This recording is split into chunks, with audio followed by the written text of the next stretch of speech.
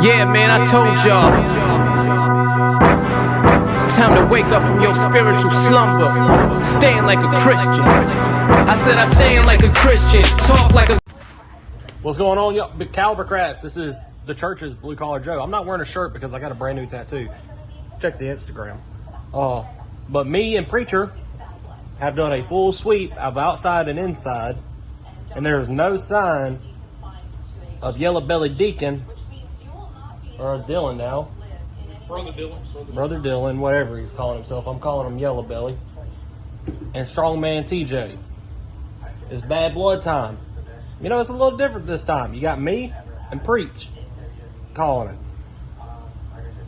Let's see what happens.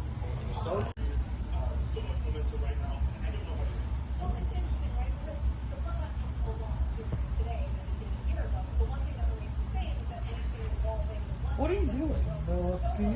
Put the belt back. I'm still champion. You know that, brother. You ain't no thief in the night. Now are you? Nah, I'm just gonna hold it. What's up, Calibur Crats, the flock of the church, my wire nuts?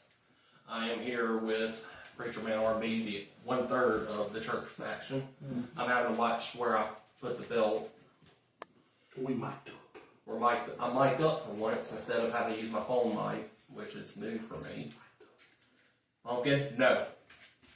Y'all hear me yelling at Wood, King Collar, Precious Poochie, Pumpkin. We're also here with Dennis, our good friend. Say hi. Hello. And we're going to try to do this like we did Professionally. Because we're trying to piggyback right now. I'm going to try to keep my cool. Preacher's here to kind of keep me in check. Because, as Lone Wolf likes to say, blue collar can fly off the handle. Well, right now I feel pretty dadgum justified. Because today, ladies, gentlemen, and people of the internet, was bad blood. And how apropos of what's happened with the Blood Brothers.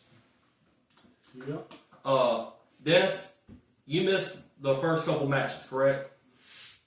Yep. So we're going to start off with, roughly, because we also have my cellular device right here. And oh God, my southern draw's coming out. Yeah, I am mad. Talking about the card. All in all, it was a great show.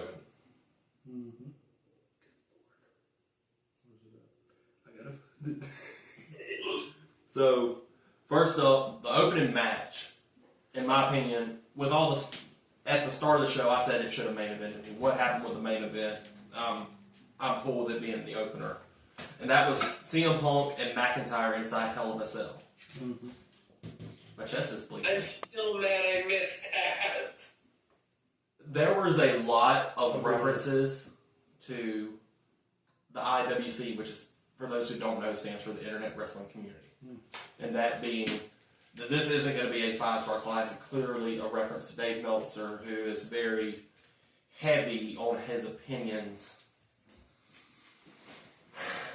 of WWE, but a major fanboy of AEW. And I like both brands, don't get me wrong, but there's got to be a fine line where you just show respect to both of them and call them, both of them out on the crap they're doing.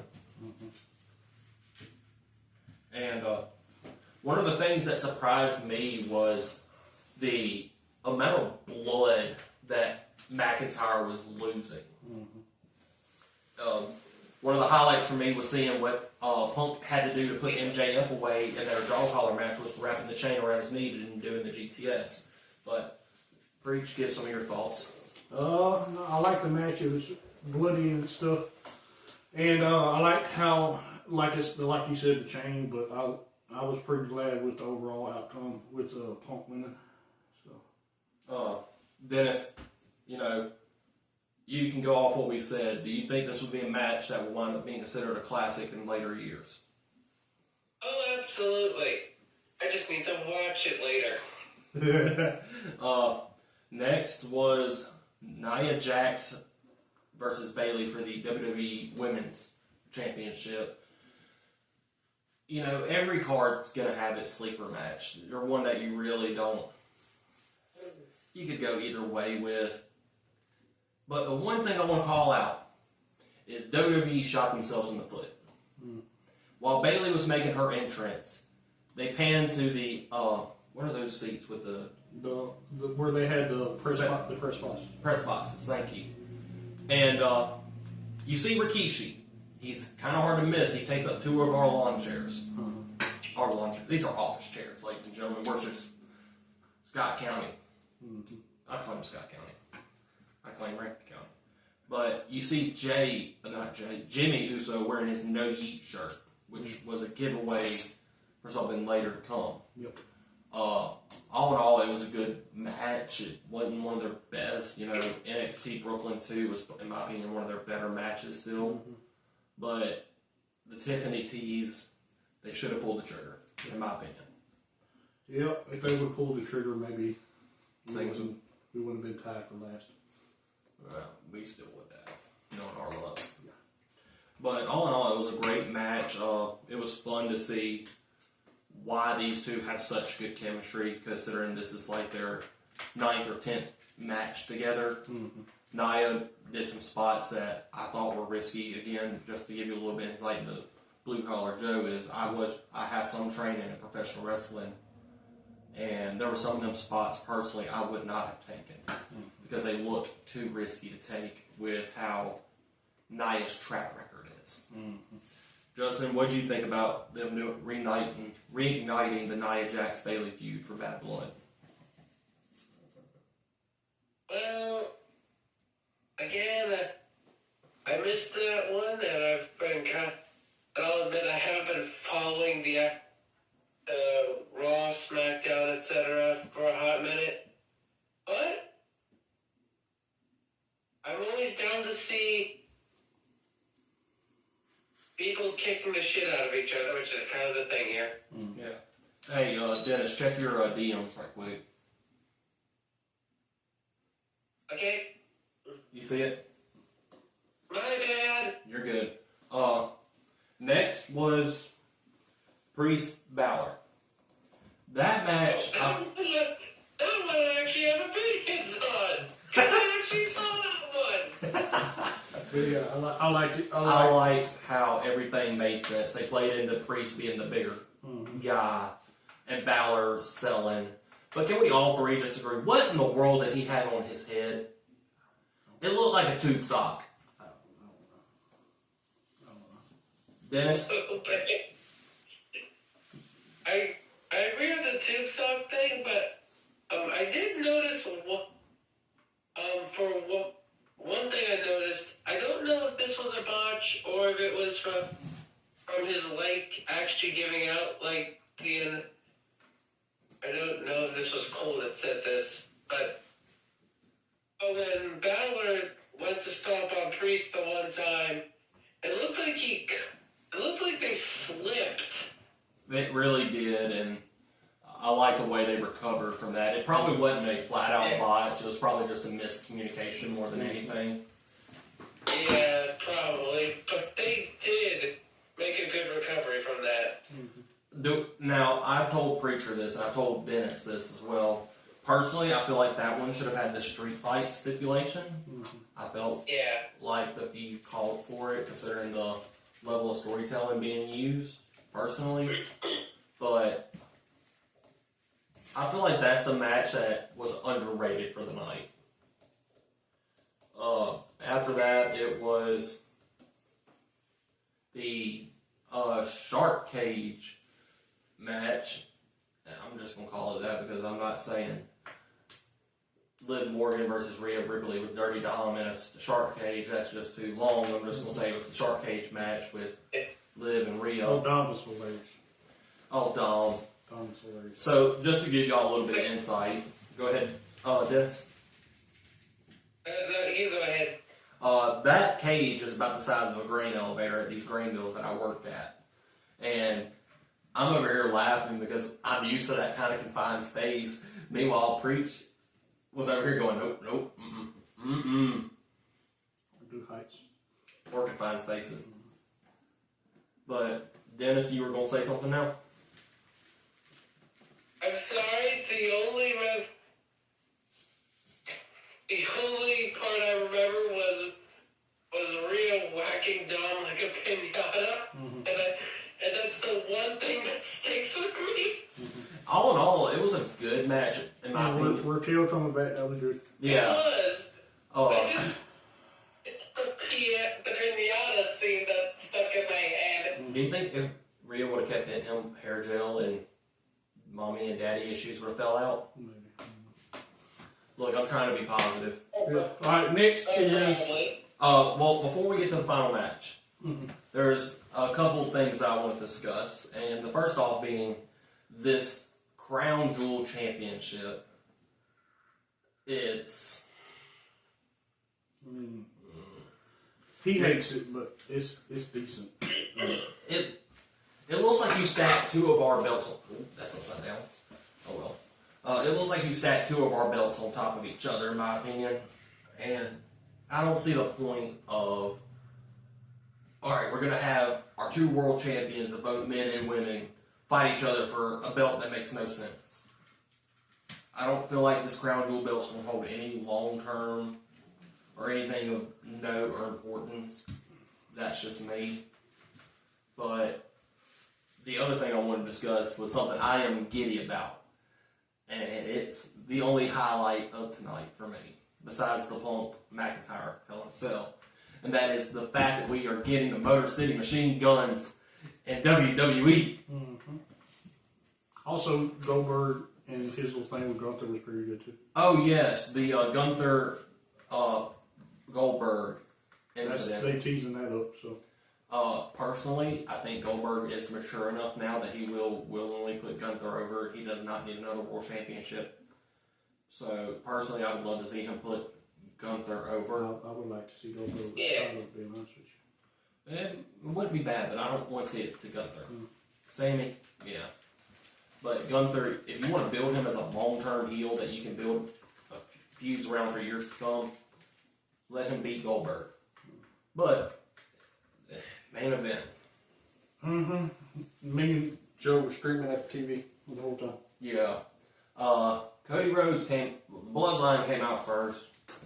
I should have knew the red flags were up as soon as I didn't see Tama Tonga and Tonga Loa with Jacob Fatu and Solo Sikoa. I'm probably butchering his last name. I don't care. Cody came out to a marching band, which I thought was... What was that comment you made? Probably would have made the band kids mad. The bandit's mad, but I'm not a bandit. I'm a musical person. I don't play any instruments. I sing here and there. But they sounded out of tune really bad. And the botch of them having to restart Cody's music. Would you? Yeah, even I noticed it was kind of out of tune. What did you think of the botch of them having to restart his music? I thought it was an audio glitch for a second. No, it wasn't, sadly. Then Roman came out and he looked like $1,000,000. With the orchestra. And he looked great. But no, Cody and Roman wound up winning that one and screwing us Because Jimmy, Yeah. hey, preacher, we got this. Hey, so it's now, before I do that, even in the darkest moments, we're here to give God the glory, and that's what I'm going to do. Amen. So now it's time for me to flip that switch, because obviously neither one of us are in the best moods. Dennis is happy because he survived. Yeah. And with this special announcement, and with him being in the call and on camera, sort of, Dennis, as of Monday, October 7th, will be classified as an active competitor for the Beyond Calibur Championship. Even though he's in New York. Even though he's in New York, we will make sure that he has specialized punishments if he's the ultimate loser. Yeah. And he'll have his... He'll have something. Something. We'll see. if he wins. If he wins. I prefer if he didn't. Yeah, me too. No offense, Dennis. Love you, but no. But, Now it's time for me to do the part I don't want to do, isn't it? yep. Go ahead and tell. Do I have to? Yes, you do. Because this is going before what we just did, so. Have at it. So just to go ahead and help y'all figure it out. The church, well, no, I ain't gonna say that yet. The score from top to bottom in the order that I have them in my notes. As y'all know, I am the scorekeeper, and I call it down the middle as preacher can attest. I've been pretty fair even when we were feuding. Mm-hmm. The Imitation King, J.P. Lawson, 4. Preacher Man R&B, 3. For funsies, because he is ineligible because he chose to opt out for a little bit, Southern Viking, 3. Myself, Blue Collar Joe, 3. Strongman, 4. Dennis, 4. And Brother Dylan, 5. That's right. The backstabbing former little deacon that I brought into this channel, that I made what he is today. Yeah. Got the title before the preacher man. However, this is a blessing for me. Yeah, I lost the belt. I would prefer to lose it to my boy Preach or the Imitation King or even Dennis. Well, Dennis wasn't eligible for this one. But this frees me up, blood brothers. Because remember what I told y'all. Me and Preach did some family digging. Y'all ain't the only family on this channel. And y'all ain't the only blood. So let me make this clear, blood brothers. As long as I got a breath in my lungs and my legs work, every time you stick your head out of the foxhole, I'm going to be there with a smile on my face.